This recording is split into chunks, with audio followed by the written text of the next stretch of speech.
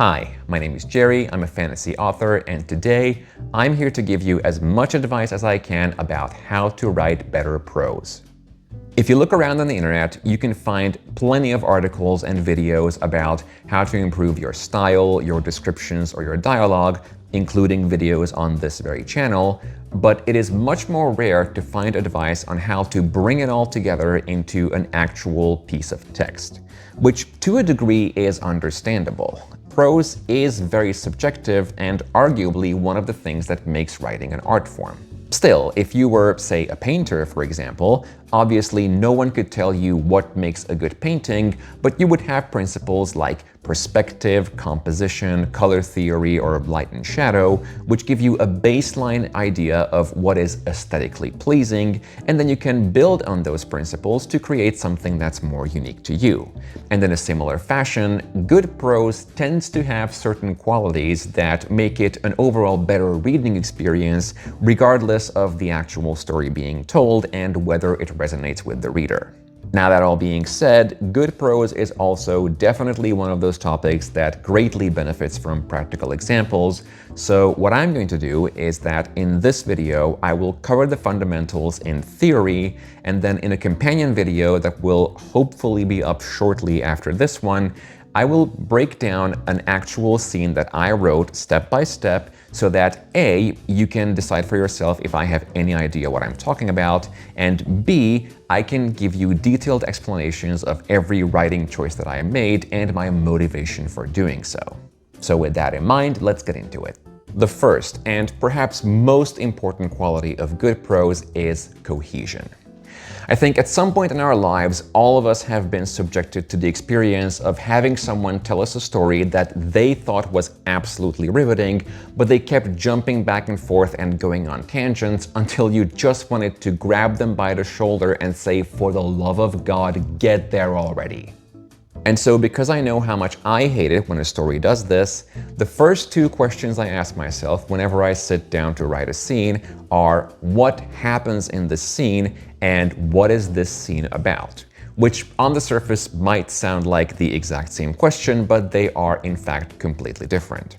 The more obvious of the two, what happens in the scene, refers to the concrete physical actions and events that take place in the universe of the story and move the plot forward.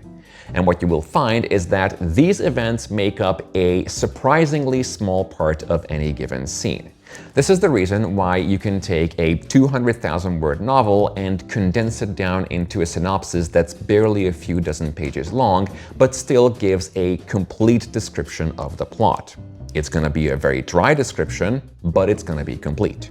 The rest of the scene, and by extension the rest of the book, consists of characterization, world building, emotional beats, and all other parts that are there to give valuable context to the reader so they can understand and appreciate the significance of all those plot events. To give a brief example / teaser for the companion video, if you were to ask what happens in the opening scene of my first book, the answer would be that Tessa has dinner with her family, during which her father announces the arrangements he made for her marriage, and when Tessa protests, they get into an argument which culminates in Tessa running away from home. What the scene is about is the profoundly unhealthy relationship dynamics in Tessa's family, as well as her continued frustration at being ignored and not taken seriously, even when her own future is being discussed, which help the reader understand her point of view and her motivation for acting as drastically as she does in the end. So once I've made these two decisions and laid down these cornerstones of the scene, I can then proceed to build it out and fill it with whatever details I think are interesting, as long as I can tie them into that emotional through line. And this is something that is so frequently misunderstood whenever someone brings up the idea of streamlining prose, because more often than not, you will get someone loudly protesting that they refuse to dumb down their writing for readers with no attention span. And that is simply not what's being discussed here. The purpose of streamlining prose is not to cut out as much as you can and only do the bare minimum, because, like I said, in that case, your book would be 50 pages long.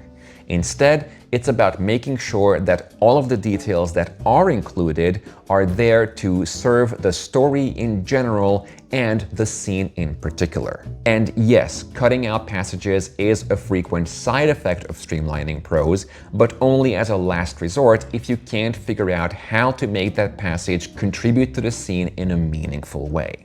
And the question of how those details contribute to the scene brings us to the second and, in my opinion, most interesting quality of good prose, namely that good prose is a conversation between the text and the reader. And no, I am not talking about going full-on postmodern and breaking the fourth wall. What I'm talking about is anticipating your reader's moment-to-moment reactions to your prose, and then writing the next bit of prose as a response to that anticipated reaction. And there are lots of different ways to execute this, so in this video, I'm just going to name the three most typical of them, which are raising questions, encouraging inference, and making promises. Of these three, the first one, raising questions, is perhaps the most obvious, usually because that's something your plot does on its own anyway, or at the very least it should. Your hero gets cornered, the reader asks, how is he going to get out of this? Your hero gets spurned by their love interest, your reader asks, oh no, will they or won't they? But a less direct example of this is when you create some sort of discrepancy that the reader picks up on and starts wondering about. For example, let's say that the character Alice has just been away on a business trip for 2 weeks and comes home to her boyfriend Bob. When she steps into the living room, Bob is sitting on the couch and doesn't even bother getting up to greet her. A scene like this doesn't raise the question of what's going to happen next, but rather the question of what's going on right now, because Bob's reaction is not what you would expect in this kind of situation. Questions like this immediately make the prose more engaging because now, instead of just passively waiting to receive more information, the reader is actively interrogating the narrative. And this is even more rewarding when the interrogation itself is based on prior knowledge of the story. So let's say this time that Alice comes back from her business trip, steps into the living room, and Bob leaps from the couch, takes her in his arms, and showers her with kisses. Now, on the surface, this would seem like a perfectly normal reaction for a boyfriend to have when he sees his girlfriend for the first time in 2 weeks. But if it was established earlier that Bob is famously aloof and doesn't believe in dramatic displays of affection, well then, once again, the scene is raising the question of what's wrong, what's going on here. Except this time, the question isn't based on the reader's general knowledge and expectations, but rather something that they read and remembered. And so the satisfaction they get from interrogating the story is essentially their reward for paying attention. Now, after raising questions in the reader, the next thing you have to think about is addressing them. And I'm specifically using the term address instead of answer because it's not always necessary that you do. To go through our examples, if your hero gets cornered and your reader asks, how are they going to get out of it? Well, you're probably going to answer that by showing your hero get out of it. But when Alice comes home and Bob reacts in some strange or uncharacteristic way that makes the reader ask why, you don't have to immediately explain that. It is perfectly enough if you simply acknowledge the discrepancy, for example, in Alice's internal monologue where she gets surprised or even weirded out by his reaction. This way, your prose essentially says to the reader, yes, you are right to notice that something is wrong, and we will get back to this. And then speaking of leaving crumbs for your reader to pick up on, the second most common way of creating conversation is encouraging inference. This is where, instead of creating an explicit external description of a scene, you only present a few choice details and then rely on your reader's associations to sort of fill in the blanks.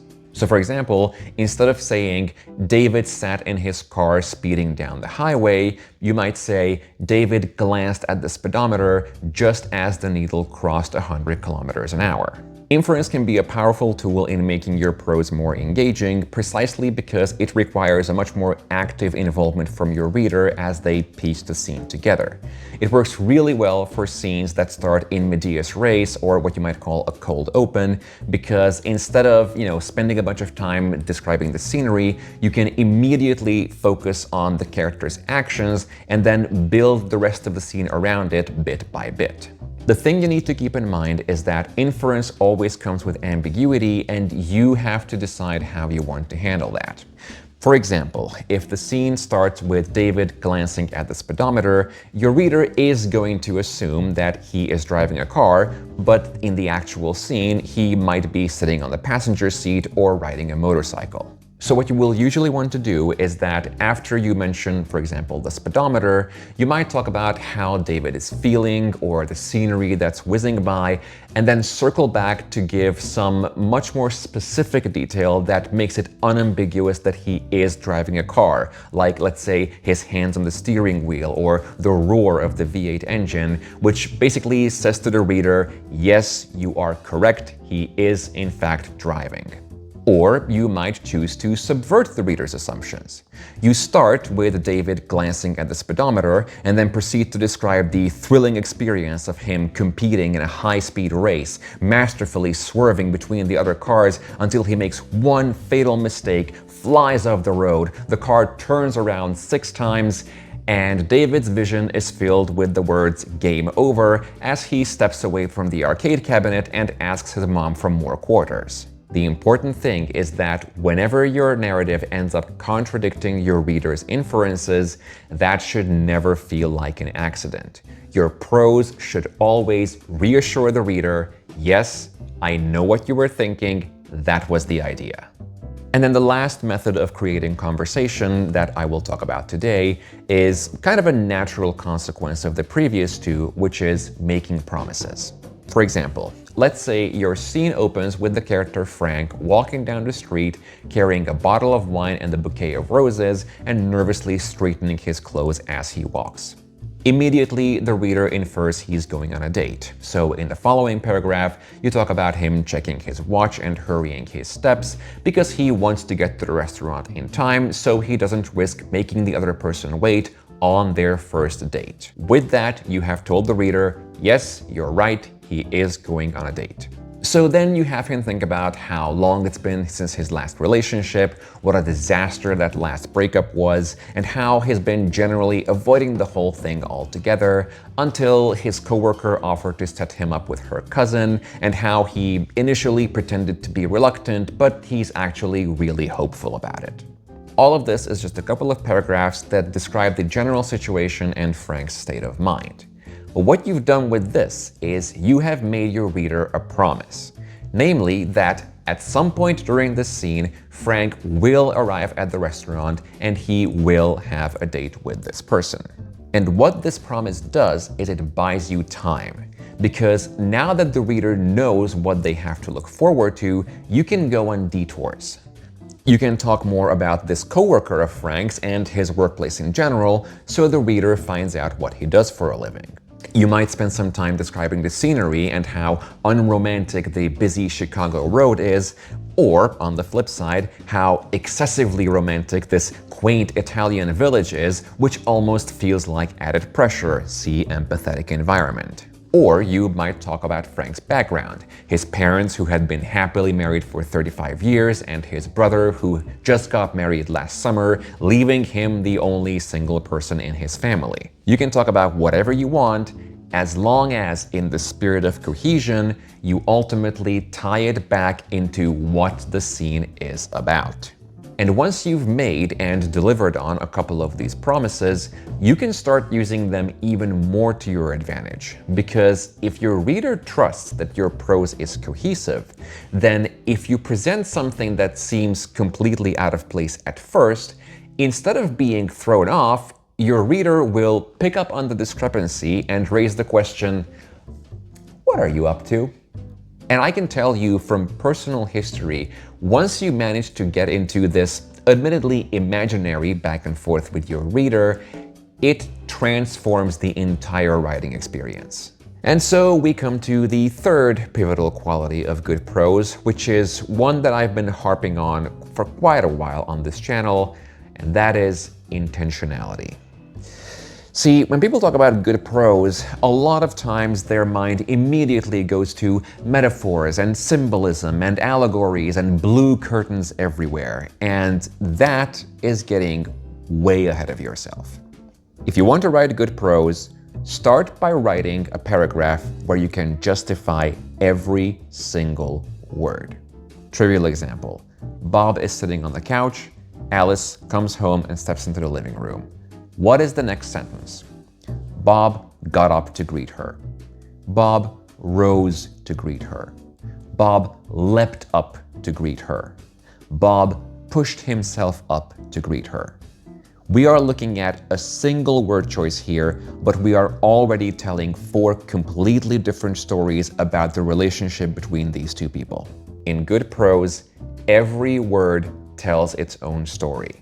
Every sentence follows from the one before it and leads into the one after it, and everything is there for a reason. This is also the reason why I'm generally not a fan of advice that just categorically tells you not to do something. Case in point. In my 3rd book, one of the main characters is Ida, who works at a high-end brothel. In one scene, she is tasked with entertaining a guest who's in a bad mood, and in order to preserve the reputation of the establishment, she has to make sure that he leaves in a good mood. So she got to work. She caressed his hand and chest as they searched for a vacant room. She poured him a glass of wine and rubbed his shoulders while he sipped it. She unwound the scarf from around his neck and undid his buttons one by one. In a vacuum, this is exactly what every style guide will tell you not to do. She did this, she did this, she did that. Pronoun verb, pronoun verb, pronoun verb.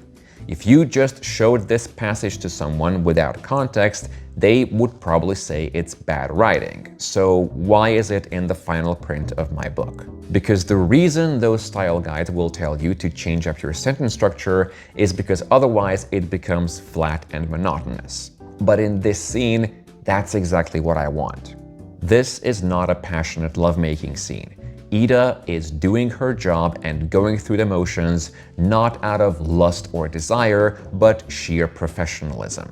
The monotony of the prose is specifically meant to evoke her own boredom because I want the reader to get an idea of just how checked out she is before the proverbial fan is hit on the next page and everything goes south.